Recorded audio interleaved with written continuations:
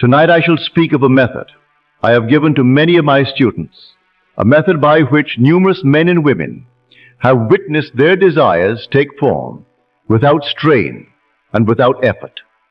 It does not require the building of scenes or the arrangement of pictures. It is the simple shift of being, a direct movement into the end. As you prepare for sleep, lie upon the bed of the life you desire. This act is not limited to a house or a room. It may concern any realm of life you choose to occupy. If you seek a new role, a new level of achievement, a new way of being, then rest as the one who already holds that position. The place you select in imagination need not resemble your present surroundings, for the scene is never the cause. The cause is the state you assume, and every path adjusts itself to that acceptance. This single act has carried many into new experiences.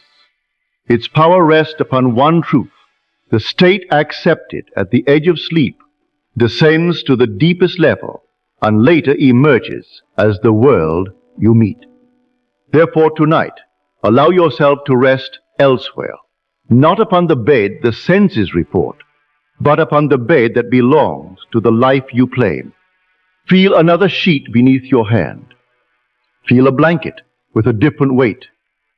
Sense the arrangement of a room that does not match your present surroundings.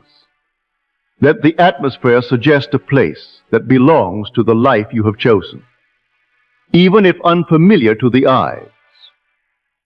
Do not force this act. Permit the sensation to form. When the feeling settles and holds its shape, you have entered a new state. This work asks only one question: where do I dwell in consciousness? For the world reshapes itself according to the state that has been accepted, and nothing remains unchanged once that acceptance is made.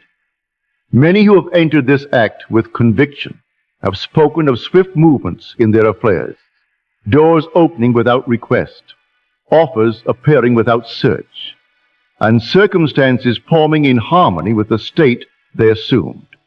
Yet none of it feels extraordinary to the one who has lived there in imagination, for the expression of a claimed state arrives with the ease of any ordinary event.